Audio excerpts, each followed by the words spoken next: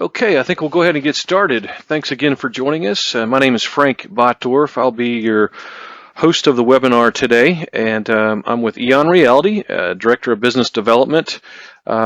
Essentially, that's my role is to help people understand and better appreciate the technology of VR and AR and how it can help them, primarily with their training and education efforts. Today's episode, or webinar, is a second of a series of webinars, and with the common theme of a strategic approach for VR and AR in education. And this one, we're going to drill down a little deeper into the promise and potential of VR and how it enhances and supplements teaching and learning. So without further ado, I'll go ahead and get started. I'm going to go over a few things before I turn it over to our keynote speaker today, which is Jamie Justice, and just to give you a little background and context. I thought I'd start off with making sure everyone knows who EON is. I know quite a few of the folks that are joining us today. Looks like you've been a part of our other webinars and/or webinar series, so this may be a little bit of a repeat, but hopefully we can get through it pretty quickly. Just to help folks that aren't familiar with us, EON is we have been in business since 1999, so this February, as in this month, we're 21 years old as a company, and we really focus on knowledge transfer and using VR and AR as the mechanism. We are a global company, but we're headquartered in Irvine, California. Those are a couple of our other larger offices. And a couple of other things to focus on is we have most of our work and experiences in Fortune 2000 type companies, as well as top educational institutions. And that last, or second to the last bullet there, unmatched experience in VR and AR. We literally have over 1,000 projects under our belt at this point, which is extremely rare, I think, in this industry. And that big circle that you see there, AVR platform, that is really kind of the culmination of a lot of or most of those projects, pulling a lot of the best of breed of components of these projects and developing out a platform. And I'll get into more details of the platform in a moment. Since this is a second in a series, don't want to repeat certainly what we did last time around, but just to catch up for some of the folks that are joining us new, we were really talking a lot about considerations that you need to think about when you're getting into VR and AR. And we also last time we had Oral Roberts, Mike Matthews, who is their head of innovation and technology, provide a kind of a case study. But this list is somewhat of a short list of what we covered. And this particular list, don't get hung up on the numbers. Really, just a way to reference these. They're not necessarily in priority order here. But a couple of things we went over is scalability, how to scale this across an enterprise or a college. And that's more than just having a computer and a headset in the corner of a classroom or a lab, but how do you get this to the into the hands of the masses of the students? And so that's a key piece of what our AVR platform does for you. A lot of folks are wanting to be able to track usage and be able to tie that into an LMS system. A lot of folks approach this, unfortunately, without really kind of thinking big picture or holistic approach to it. A lot of issues, or I guess you could say, to use a Southern term, what's stepping on the hose for this type of technology to totally explode is content, and there's just not a lot of readily available off-the-shelf content. So, and if you're involved with this technology, you probably have figured that out or found that out at this point. So your options are fairly limited, but there are some canned solutions out there. Or you need to think about doing it yourself and creating it yourself, or have your institution or team create it for you. So those are some options, and I think we've got a good one with one of the parts of our overall platform that would help you be able to rapidly develop and create content on yourself. Don't have to be a programmer or a 3D artist or any of those advanced skills. The fifth item there, faculty buy-in. Of course, when you're trying to implement anything new, and this kind of ties into the last bullet there, or number 8, we're all human. We get into our our comfort zone, kind of in our own groove, and don't want to think about changing.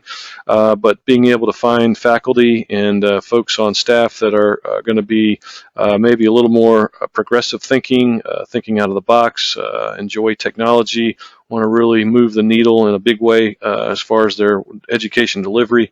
Those are the folks to think about as you're getting into this technology.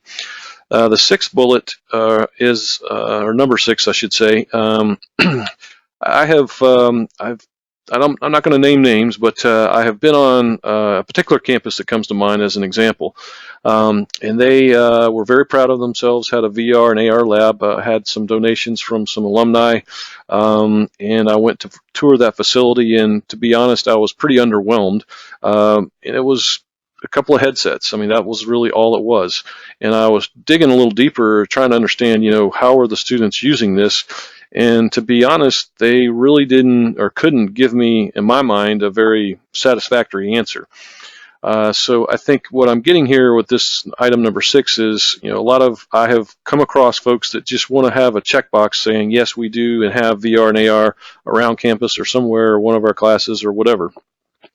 But the more interesting aspect would be to really start to implement and use this in the classroom.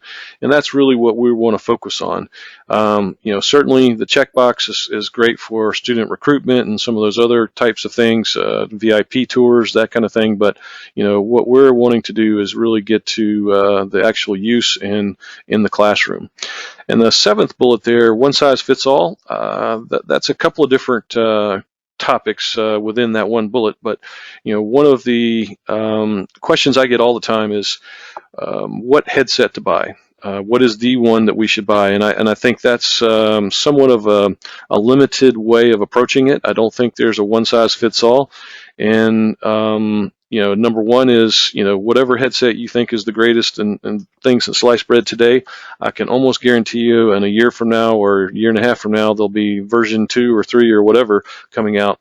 So I think having, again, kind of tying these together, this list together, having that holistic approach, looking at the big picture, not getting bogged down in making decisions based on very smaller details, I think, and bottom line is our AVR platform is very compatible with most of your mainstream devices out there. So that really is kind of certainly a part of the equation and discussion with any project or deployment, but that shouldn't be the only decision or too high on the priority list, I should say. Okay, moving along. I thought I'd share a couple of industry statistics or things that I've come across. I do a lot of web searches and try to follow this very closely. This is more of a scientific approach, showing brain activity. In this particular study is talking about AR, and of course the red or pink there is a high level of brain activity, which based on this study kind of flows into memory encoding. So I thought that was interesting. And another one I found, which you may find a little provocative possibly, is these two stats here. 28% of higher ed have engaged in some level of VR and AR. Well, my personal opinion is that is probably a little low number, if you ask me, because I talk to folks like you all the time, pretty much every day, day in and day out, and I think there's a lot of interest in there's usually VR and AR somewhere spread across or sprinkled across the campus. However, that second bullet there, or statistic, 82% remain in pilot stages, I think that's probably pretty close to being what I find as well. That it's kind of like you get bogged down and you don't know how to really get out of that pilot stage and really be able to disseminate this across the campus. And I think that's, if I had to kind of boil this down, I thought this fit really nice into this discussion today, because that's a big piece of how to overcome this pilot stage and really have a strategic approach which can be sustaining. All right, so the EON Solutions, just to give you a quick overview, we have a paradigm that we explain this through using the learn, train, and perform paradigm. Creator AVR is going to be geared for mobile devices as well as headsets. But the mobile devices, obviously every student has one. If it's a 2-year-old or newer smartphone or tablet, they have a device that's ready to go. It's going to have, and so that's one of the biggest appeals to it, is the fact that you don't have to have specialized equipment, but you can use some of the higher end headsets if you want. But the other part is that this is kind of self-service, where you and or your team can develop the content yourself without having to have a lot of programming knowledge or technical skills. And it's really designed for object-centric type content, and we'll get into more discussion about that later. But it's a great way to get started. It does have some limitations. Don't want to mislead you there, but when you do kind of start to hit the ceiling on its capabilities, that's when Virtual Trainer kicks in and is a great option for you. So Virtual Trainer. Really, the sky's the limit as to what you want to do with that. It's really, you can have as complex or involved types of scenarios. Typically, you are going to have it using more higher end devices like your headsets and maybe even cave environments. If you're familiar with that, yes, they're still around and still very viable, depending on the application. Large curve walls with motion tracking. There's all sorts of other ways to experience this type of content outside of just the head-mounted displays. But the bottom line is Virtual Trainer is getting into the more complex scenarios and still being able to track that student and or user statistics to be able to make sure that folks are taking the course or passing the quiz, etc. And by the way, the Virtual Trainer, EON does have our own VR engine, but we do support Unity as well as Unreal content in Virtual Trainer. And the last leg of our platform is AR Assist, and that's going to be obviously geared more toward augmented reality, potentially using devices like the HoloLens, both first generation and the newer one that just came out fairly recently, as well as the Magic Leap and others. I mean, there's a long list of others out there. So that is a quick overview of our platform. So now I want to switch gears and introduce our featured speaker today, Jamie Justice. Jamie is a multi-talented and seasoned innovator, as well as a change leader in education, in business, and in his private life. He has a long list of accomplishments in which include unique approaches to problem solving, managing projects, and designing new solutions to address a variety of challenges.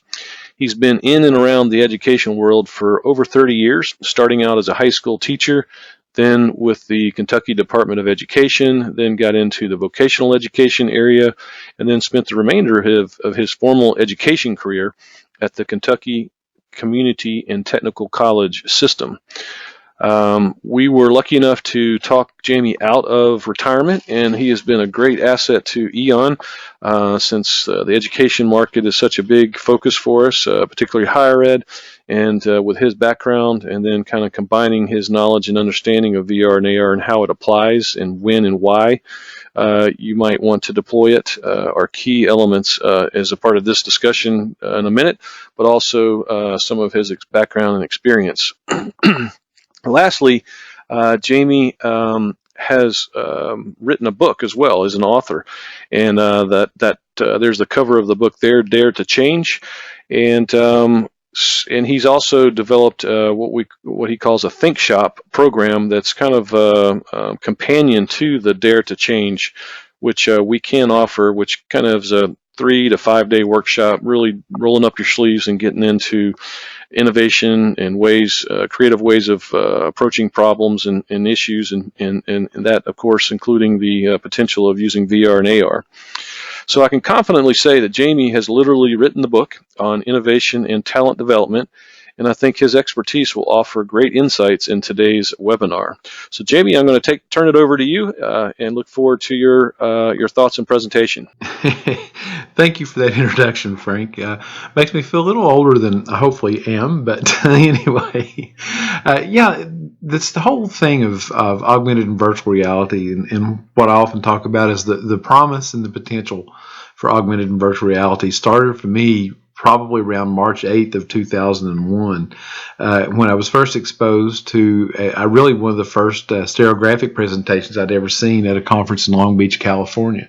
And from there, time I was working with the Kentucky Community Technical College system as Director for Technical Education and Workforce Development. I was able to become part of an initiative that was led by our system to begin looking at ways that virtual reality could be used to enhance and improve the teaching learning process, to better help students arrive to places that they couldn't actually physically go, or to place someone in a technical training, for example, in a high-dollar, high-risk environment without actually placing them in a high-dollar, high-risk environment. And we began exploring quite a few options over the years after that to look at ways that technology could be used to do that very thing. So we went from there from a stereographic video type of presentation to our first attempt at using 3D models to create content. And for quite a few years, we followed a process of trying to create a college collaborative network. That's intent was we were going to partner with colleges all across the United States to create content that would then be shared amongst the College Collaborative Network, and of course sold and resold for revenue to support our mission. And the goal being that faculty would develop the content. And that was a good idea, but there were several factors to that. One is how to develop content, and two was, faculty are busy folks, and it's really hard to have them learn new skills such as 3D modeling, coding, and so forth to build and create, content for reshare. And then from that point, we ultimately landed on becoming an interactive digital center with EON around 2005. And from that point, we started looking at a process that we were going to work directly with business and industry and build solutions to solve their problems. And that also has a lot of merit, and actually we were successful at doing that. But one of the interesting things that I think is the most telling part of my journey was that we created an application for self-contained self-breathing apparatus created for the Kentucky Coal Academy. And the self-contained self-breathing apparatus was a device used by underground coal miners to help them in an event of an emergency to have breathable oxygen for up to 30 minutes and exit the mine. It's a common technology across, even submariners have those type systems. The same technology is used on airplanes and so forth. So we created this application.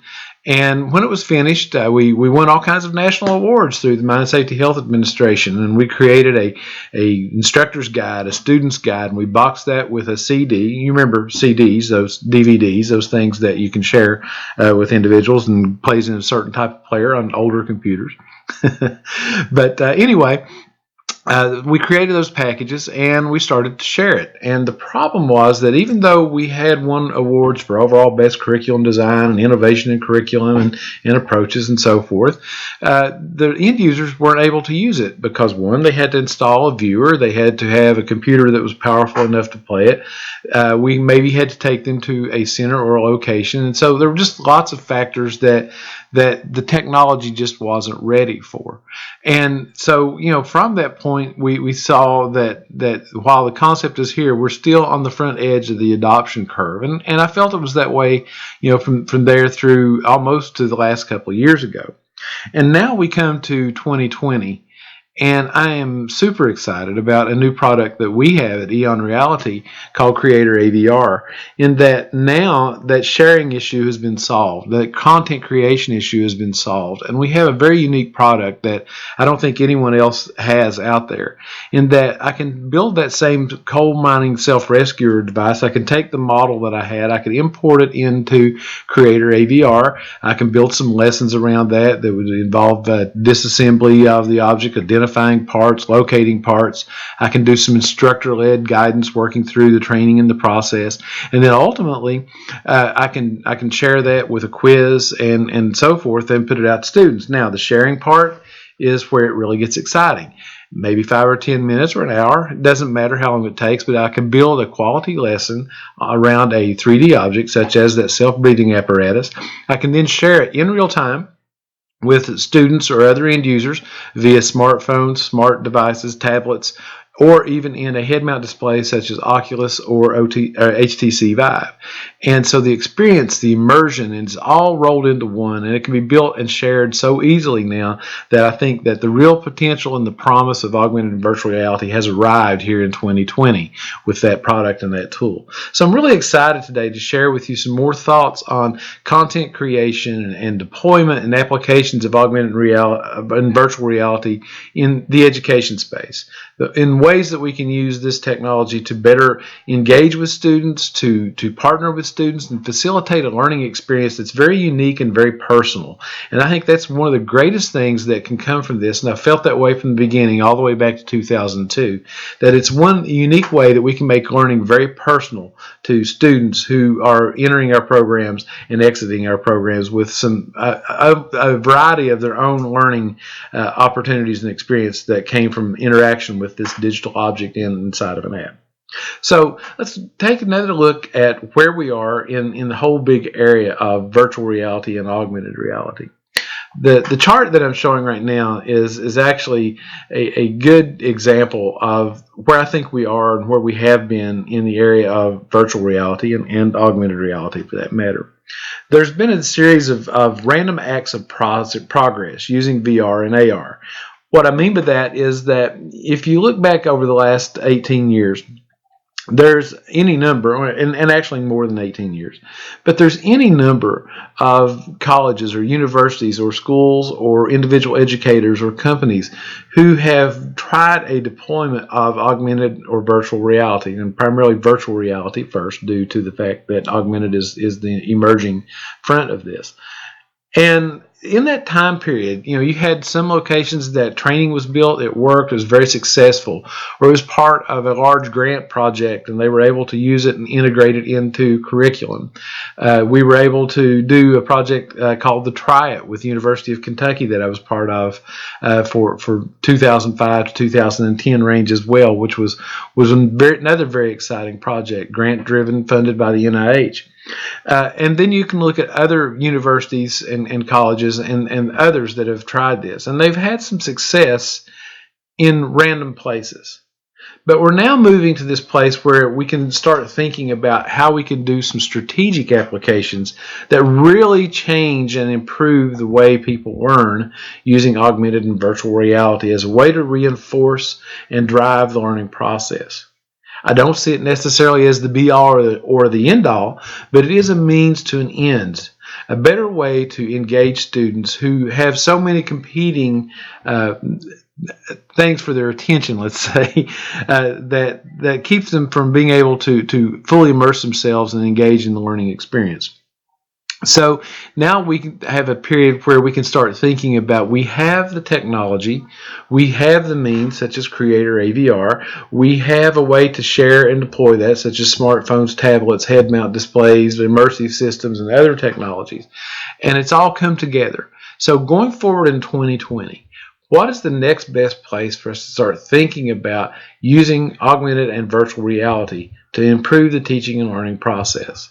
So I'd like to take a few minutes now to give you a quick demonstration of what a course looks like in Creator AVR, how to build one really quickly, and then from there I would like to demonstrate or talk with you a little bit about some innovative approaches. And Frank mentioned the Think Shop and the innovation framework that we can use, how you first clearly define what it is that you're wanting to accomplish with the technology, and then look at things that we can match that to, that are areas of need within our curriculum, within our instructional program, as ways that we could use augmented and virtual reality to better enhance this teaching and learning process. So for right now, we'll come back to that, and I'll talk a little bit more about the Think Shop process going forward. But for now, I'd like to move over and give you a quick demonstration of what the Creator AVR looks like inside of the AVR desktop. And then from there, we'll go forward and look at how this technology can be used to improve the teaching and learning process. we're going to focus today primarily on Creator AVR, and you can learn more about Virtual Trainer and AR Assist from your EON representative as we go forward. But for now, I would like to go into Creator AVR and launch that environment and show you what that looks like. This is going to be very high level. I'm not doing this to teach you how to use it, but primarily I did want to share with you what the environment looks like. So when you first load, you'll see a library of digital assets that are available to you to use. There is a listing across the top of skill or things that you can apply, your workspace, the library. You can click a link that allows you to create a lesson. So once you choose a topic, you can begin creating a lesson. So what I'd like to do first is share with you an application that was created by a student in one of our academies as part of a final exam. I've selected the calabash pipe model, and now while that loads, you'll see a box pop up that shows the design of the object, the workspace that allows you to start creating your lesson. So when this screen pops up, you're able to edit the lesson, launch it in AVR desktop, or launch it directly into a head mount display. Again, this lesson was created by one of the students in the VR Academy, and we're waiting right now for the AVR desktop to download. Now you can play these through the AVR desktop directly on your PC as I'm sharing here, or you can open this in your cell phone or your tablet and play it in real time. And of course, if you launch directly into the HTC Vive or Oculus, you can play it. So now I've just pulled in the AVR desktop, and you'll see that there's a first little pop-up that shows you the parts, but that is actually a live model. And the pop-ups show you how to navigate through the interface. I'm sorry, be a little bit more clear there. And so once we clear that off, we'll skip that now, and you can see that will guide the end user through how to work with and use this model and application. So you can create by using an introduction, and you'll hear that start in just a moment with a narration of what you're seeing on screen in an introduction. It seems as if the calabash pipe has always been there, in literature, film, and potentially on your pipe rack. Its whimsical, distinctive silhouette is instantly recognizable, and like the clay-cut E shape before it, it's a design. You get the idea of how the text-to-speech is created, and I'll show you how to create that in just a moment. I'm working today from Wi-Fi, so I may run into a few bandwidth issues since I have a lot of other stuff open as well as we go through the process, which is typical for me. But as I go through the controls here, you can see that information was created on each, and he has a text-to-speech part that's playing in each. And I'll continue on here to the next one and the next one. And then lastly, I thought just kind of quickly show you this function. This is a video that he pulled from off of YouTube, but this can be from your own YouTube channel. So this could be a video that you create that's of your own. The audio is playing on this, but I've got it muted right now. So this gives you an example of how you can also infuse video with 3D and immersive learning experiences all in real time. And I think that's pretty cool that you have that much capability as well. And again, this is done relatively quickly. So I'm going to continue. You can see he took each independent part. He had a text-to-speech description on each, and then some video as appropriate when it went to the end of it. And that was all he did for the creation of this lesson. Now I'm going to show you, I'm going to make a lesson really quickly, just let you see how to build it. So hopefully in 5 minutes or less, I can build a quick demo training application to let you see how content is created. So this is how it's shared. It can be shared in an augmented reality mode, which means that I could have pointed my phone towards a space in the room, and now that pipe would have appeared on my desk in front of me, on the floor in the middle of the room, or in a variety of other places. The VR mode would allow me to place a set of Google glasses, Hamido glasses, or one of the inexpensive headsets, put my phone in that, and they'll see this in a virtual world type of experience in stereographic display. So that's what all the controls are for here. You can turn X-ray modes on. You can have pop-ups that identify the names of the parts. I can return it to home size so you can see it. I can do exploded view of all the parts and pieces, and so on. All right, so that's typically how a student would interface with this, and that's what would be done inside of Creator AVR. Again, I'm going very fast. I'm not getting into details, but let's go back now here within their workspace, and I want to create a lesson. And so now I've got two ways that I can get lessons. I can also do in Creator AVR, it's worth mentioning now, I can also import 360 images and build an experience inside of Creator AVR where you can explore locations such as a fort, let's say, and you look and you see a cannon. You can have a pop-up that gives you a memo. It gives you the name of the cannon. You can have a little video on the cannon that pops up, and you can also do a test at the end of it that asks you questions about the cannon to reinforce it. Very, very cool feature, and that's part of the new release. And now we can look at 3D lessons. Now, I can get 3D lessons in two ways, primarily. One is I can browse the library, which is what I'm going to choose today, or the other is I can import into Creator AVR, and all these different file formats are going to be able to, or you will be able to pull from to include inside of your applications. Again, I'm not going into depth, so I won't go to detail of what those are. I'm going to go back one level here, and just actually I'll click Create Lesson again, go a little faster. I'm going to create a 3D lesson. This time I'm going to browse the library, and I'm going to choose something to build a quick lesson around. So I think I'm going to scroll down through here and see what I can find that would be fun to make a lesson on really quick that I might be able to speak to kind of quickly. So as I go through, you can see that there's quite a number of assets. You can also get assets through a partnership that we have with CG Trader. You can build your own. You can find those from a variety of other sources that are out there. So let's just take some particular topic here as I'm scanning. I didn't have anything particular in mind. So let's take a look at the violin. What the heck? We'll try a violin today, and so we can do this lesson. And there's two approaches to the lesson creation.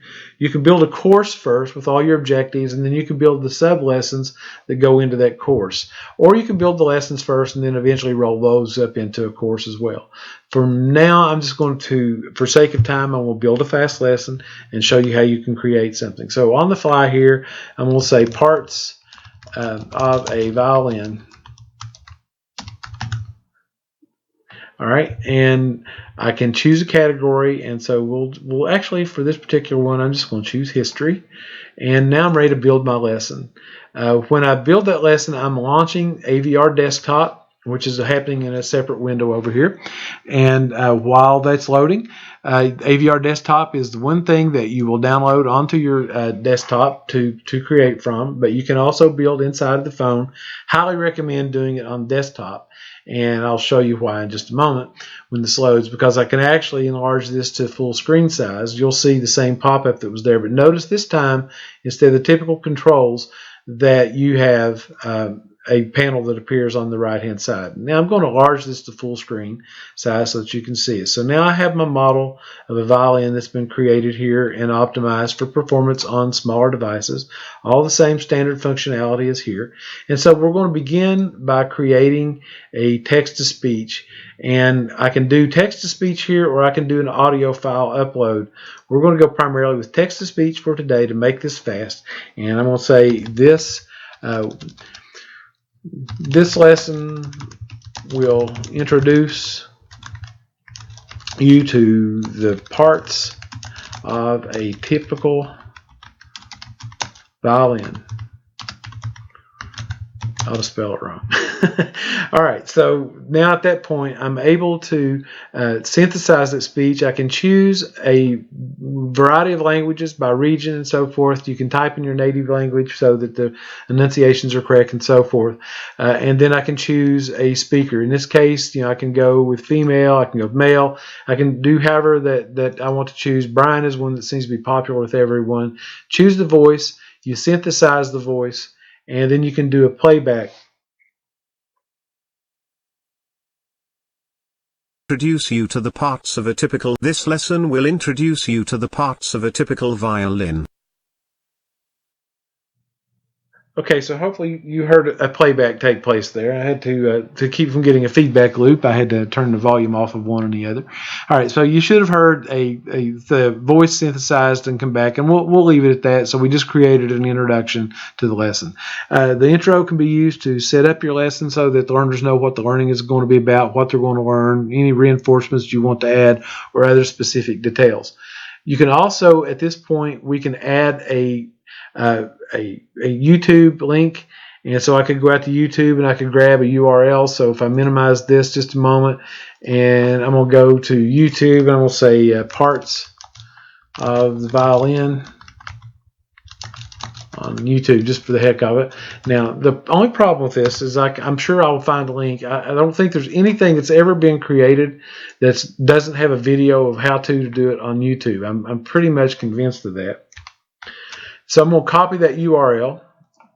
And so we have a video that plays there. And I'm going to paste that into my window here and tell it OK. So now we have loaded a text-to-speech introduction and a video introduction. Again, intellectual property, you know, if you grab it from YouTube, you may be able to play it 2 or 3 times and then it doesn't allow it anymore if it's copyright protected and so forth. But we'll talk about that at another time. All right, so the other 5 functions that you're able to do inside of Creator AVR is you can add memos, and in those memos you can do individual part descriptions and pop-ups, add video, add text-to-speech. You can build where when the object will appear before you in an exploded view, and you have to put it back together in a set amount of time. You can have students locate a specific part. You can have them identify a specific part and name it correctly. That's really good reinforcement for medical field and other areas that require a very precise understanding of the nomenclature and the parts of the object. And then lastly, you can build a multiple choice quiz, either specific to the parts or actually to the whole of the object itself, concept wise. All right, then there's one other tool that I didn't mention, and I think this is something else that really sets things apart, and that is this tool right here that I call the recording control function. And I'll go ahead and enlarge the screen once again so that you can see what I'm doing. And when I hit this button, I can go into teacher mode, and it will record my overview of the content here, so that when it plays back, you'll have guidance that will point out certain things. Now, why that's important is there are lots of things that allow you to interface with a 3D model and see it go into exploded view and into different parts and so forth. But to actually have ability to laser point a particular thing and talk to a topic, whether, if you touch here, this could be a safety issue, this could cause a shock, this could cause some other type of thing to happen. So that becomes a pretty powerful tool. So I'm going to switch into teacher mode here. And actually, I'm hoping this will work in playback. It may not because of where I'm feeding through the display system, but when I record, it's going to record my voice in every sequence and step that I do. And then on playback, if you don't hear it, you at least will get the concept, and we can build a video at another time that will share that, where I'm not feeding through the process here today for the webinar. All right, so here we go as a teacher. All right. First off, I would like to point your attention to the shoulder rest. The shoulder rest on the violin is very important because it helps you balance the violin and hold it correctly so that you can use proper bow techniques. I'd also like to bring your attention to the tuning pegs on this end of the violin, which are made of ebony. They are a friction feed, and they wind the strings and they lock in place just by friction, and that's how you tune the violin, and that's the end of my lesson. Okay, so that just recorded everything that I said there. And so if I mute myself here,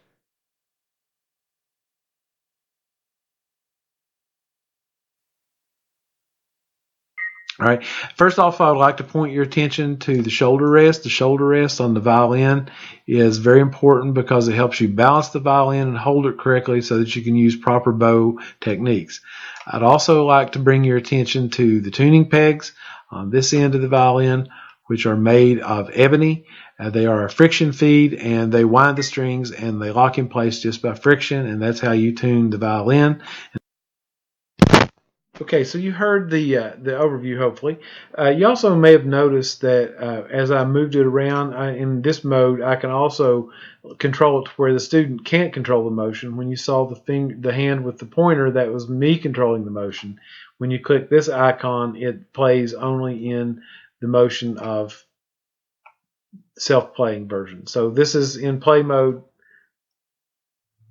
and I hope you're not getting a feedback loop here, so I'm going to go ahead and cancel that. And that is in the student mode. So we've created a quick demonstration, just as a high-level overview, not very good, but just something to give you an idea. All right, so I want to go to Memos here, and I'm going to next add a memo. And I actually want to tap and add a memo right here.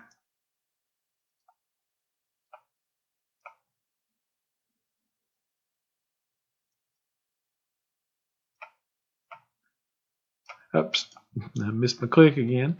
All right, so now you can see that there are other memos that are here, and as you break down the parts in smaller pieces, I'm going to add a memo right here, and I'm going to talk about the F hole. I think will be the one that we'll use. So now I've just added that there, and I want to change that from about. I'm going to change that label, and you'll see the name come here across the bottom, and I'm going to call it the F hole.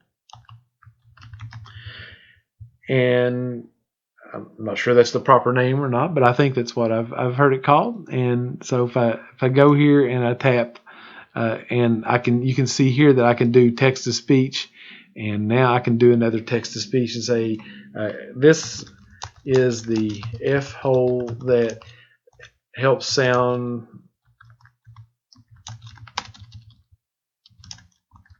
resonate. All right. So again, I don't know if that's right or not. It doesn't matter, just for the sake of all purposes. So now we've added the memo. When we play this back, it's going to pop up. It will say F hole, and it will actually come up by itself, and will show us where we need to be here. All right. So I can actually remove those after I add it, or I can remove all of them.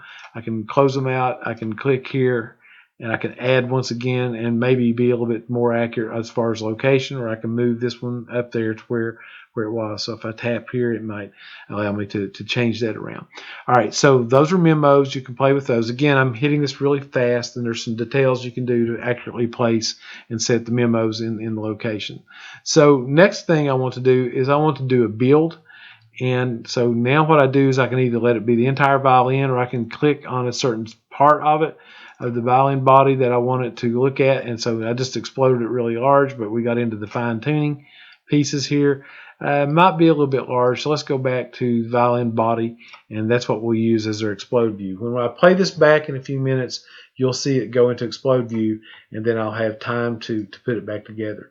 Now I can actually change the amount of time that I allow someone to create, and so we'll scroll this back just a little bit, and just maybe right there is close enough, and that will scale our time for actually to build it back. So you can see over on the right hand panel here that I have a place to build. I add all these types of assets. Going quickly, once again, I'm going to go next. I'm going to add a locate function. In this case, I want to locate the chin rest, and that's done.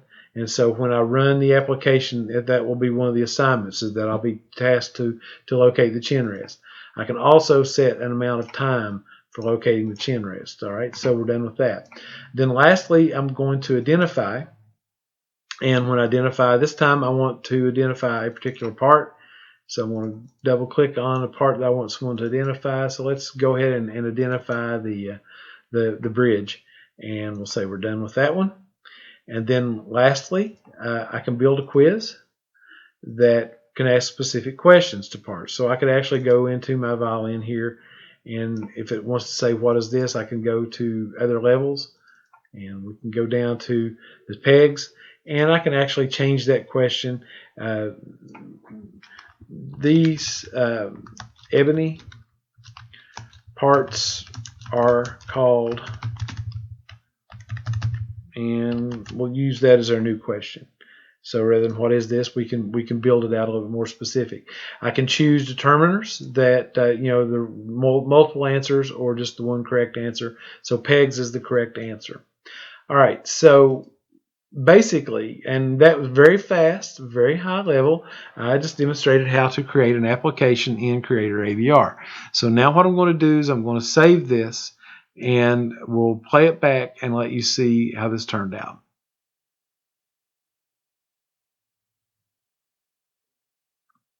And again, I'm on Wi-Fi, so I'm running a little slow. All right, so at that point, I've saved it. I can now exit. And when I exit, it will show up here with a box to allow me to add some other information to that lesson. And I'll go back here. And so now let's play the lesson. And I didn't add the course information. So I'm opening desktop once again. And this time it's in play mode. This is the play template. So you have two templates in Creator, a build template and a play template.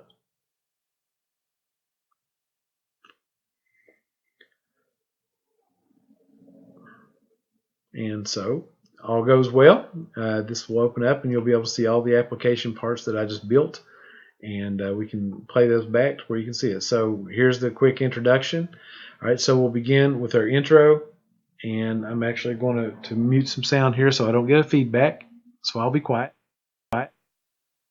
This lesson will introduce you to the parts of a typical violin. All right, and so that was the intro that we created very fast. And then here's the video that we loaded.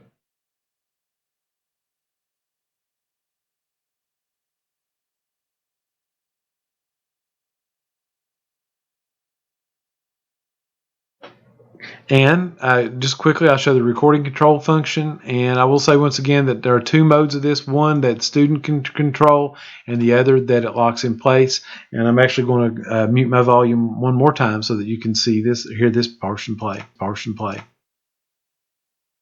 All right. First off, I would like to point your attention to the shoulder rest. The shoulder rest on the violin is very important because it helps you balance the violin and hold it correctly so that you can use proper bow techniques. I'd also like to bring your attention to the tuning pegs on this end of the violin, which are made of ebony. They are a friction feed and they wind the strings and they lock in place just by friction, and that's how you tune the violin. Okay, so that's the recording control function, and so now we'll move to the memo that we located before. So as I click through the interface here, you'll see the violin isolate, and now you'll hear the playback of the text to speech. This is the F-hole that helps sound resonate. And then from there, you can see where the memo that we created would show up if I were showing the memos right now. All right, the next step I want to move to, there are the memos. And the next step we want to move to is the build function. And while this loads, I will have, I think, a minute to put all the parts back together and lock those in place. And so we'll start here with the neck or the soundboard, the pegs, and it's a bridge. We just place the strings, and let me see, we got those string holders, or the bridge, I guess, other part of the bridge, chin, rest.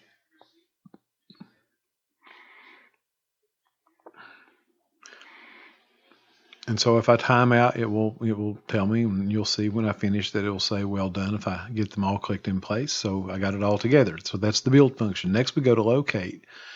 And with this one, we'll click on the go button here. And now we'll watch locate happen. And I think I was challenged to locate the chin rest. So I'll double click on the chin rest. And when I find that, I'll double click on the tick box beside it, and I had the correct answer. And it again would tell me if I didn't have. Next, we're going to go to identify. And I think my lesson was set up to where we're going to identify the parts. So I have to input the text here. I have to type that text correctly. You'll see a dialog window open underneath. I'll type in bridge. Tell it OK. Click the tick box, and we've got the correct answer once again. Yay. And then lastly, we'll move on. We'll do the quiz. And so I'll have to answer the correct answer to the quiz question that pops up. And once that happens, then we have completed the lesson. So that fast, I was able to create a brief lesson and now provide you some feedback on what that looks like. I didn't add the course information, so this is empty at this point. And so there we are. Okay, so that's a quick overview of what Creator AVR looks like. And now, just to kind of back to pull things together from where we talked about at the start, we've seen random acts of progress using augmented and virtual reality over the years in a variety of applications and locations. But where do we go to from here? What are some strategic applications that can change educational practice or workplace training or any variety of applications that you can come forward? And to do that, one of the things that we also look at offering is what is called an AVR Think Shop. And an AVR Think Shop is an innovation talent development experience that helps participants engage and look at ways to define challenges and problems so we can define the current state and propose a better future state as a result of using technology. What you can expect to find at a Think Shop is an interactive, hands-on, engaging experience that has really a lot of chaos and a lot of fun and a lot of work, though, to generate breakaway ideas, to be different thinkers, and to look at things from different perspectives. So once you identify some potential challenges that maybe you never thought of before, you now take an approach to identify solutions to those problems. And so then a lab-based methodology is deployed of using the innovation framework, where you analyze, challenge, create ideas, refine ideas, define those or evaluate those ideas, and then ultimately implement those as new and different ways of doing things. And then lastly, your takeaways from the Think Shop is that you have an experience of participants who have new ideas, a plan for generating more ideas, a clearly defined problem and solution that augmented and virtual reality could help solve, and a way to go forward to think about, this, where does this really fit? How do we use this to change the way that we train, the way that people learn, the way that we deploy and use technology, as opposed to buying technology and applying it just across the board? So I hope you have enjoyed this quick overview of information that I've shared with you, a little bit of my journey from the beginnings of 2002 and looking at how virtual reality could change and enhance and improve the way people learn, to where we are today, a new opportunity for strategic thinking and implementing the promise and the potential of augmented and virtual reality. And with that, I will turn it back over to you, Frank, and see if we have any questions. Thank you. Well, Jamie, I really appreciate that. That was some great insights and information, and I know our audience really enjoyed that. So we do have a few minutes for Q&A, we do have several questions, it looks like, and if you want to ask a question, please do so in the chat box. Obviously, we're not going to have time to answer every question because it looks like we do have quite a few. But if you do have some questions that we can't get to, please reach out to one of us here. Again, my name is Frank Botdorf. That's my contact information, but we have different folks handling different areas of the country. Brendan, as well as Rick, will be happy to help you. Looking through the questions here, kind of scanning them through, I'm grouping a couple of these together, and essentially it's kind of getting down to the bottom line, which certainly understanding the costs associated to this technology and what you're getting into. I think the best way to think about this is breaking it down into maybe three categories of costs. One is the licensing for the overall platform, the AVR platform, of which I'll be happy to share that. It's $149 per user per year. So a user is a student or a faculty member. This is a software as a service licensing model. Now, once you get into larger numbers, that number certainly comes down quite a bit. So, we can certainly get into specific discussions in your situation. So please reach out to us there. The other couple of components of costs, if you think about it, are some of those more advanced scenarios, like that would be kind of bolted on or connected to Virtual Trainer. Part of our platform, and those can be, it's hard to really tell you what you're getting into because without scoping it out, and we can help you with that. But the bottom line is that that's starting to get into, very specialized skills lots of man hours to do that. But again, happy to try to help you and guide you, and even we can perform those services for you. But that can be a pretty big cost. I don't want to mislead you there. And the third category of cost would be the hardware, and what kind of hardware are you planning to push this out to?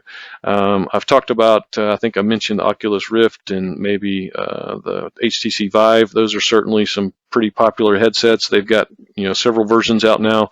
The most recent is the Oculus S.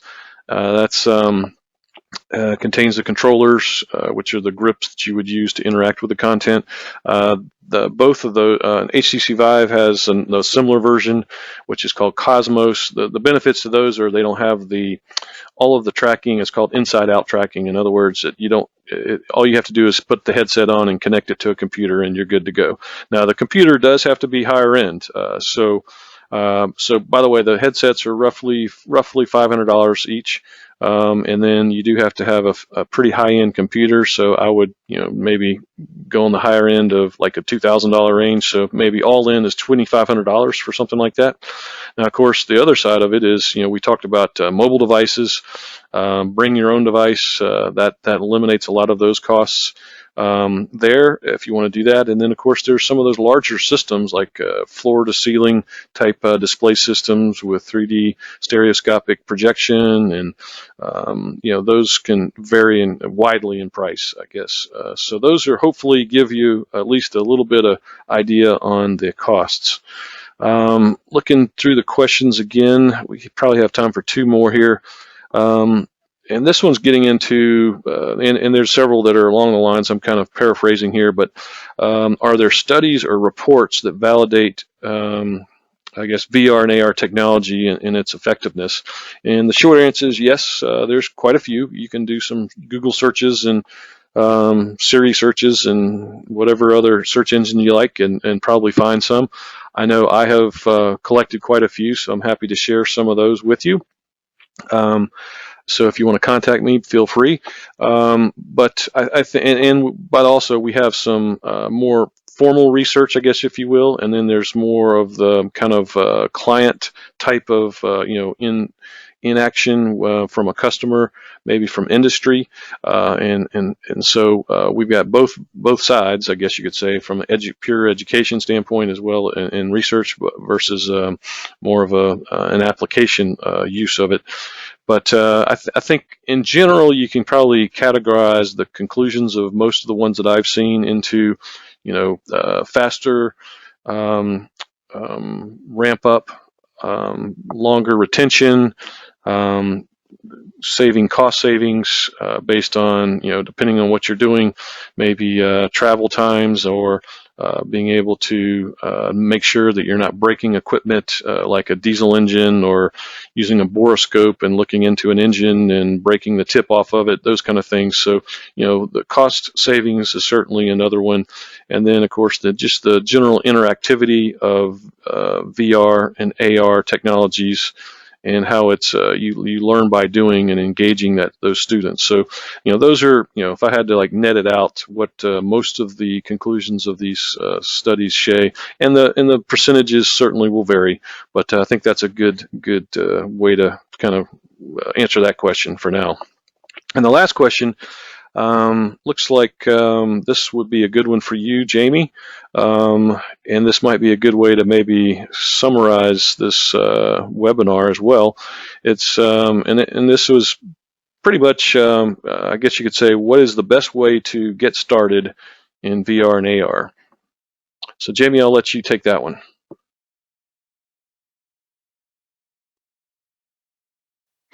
It's a good question, Frank. I think the best way to get started is you first analyze what you want to have happen out of a program. Are you needing to better engage students? Are you looking for more effective ways to share technical content? So you determine your higher priorities and really define that current state of where you are. And then you think about where you want to be, where do you strive to be, and how could technology help enable you to reach that future state that you think would be better. And if that's, higher engagement, better retention, whatever it may be that fits your situation, better retention for employees and so forth. So depending on the application. And then after that, I think you look at how you want to deploy the technology, what means you want to use to share with students, and who your end users ultimately are going to be. And think about what should someone know and be able to do as a result of completing this learning, whether it's a Creator AVR app or a virtual trainer or something in AR Assist. And I think that would be the way I would start, is just looking at a very high level first and try to find those places where things match.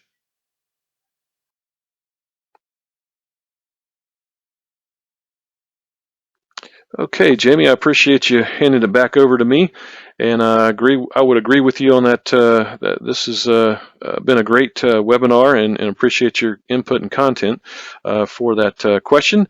On a final note, I did just want to mention before we wrap up is that, as I said, this is the second in a series. We will have more upcoming webinars that are related to this topic. And again, the topic mainly kind of the thread going through all of these different webinars that we'll be conducting is how to have a more strategic approach to VR and AR in education. So with that being said, I hope you guys have a great rest of your day. Jamie, thank you for your assistance and help on this.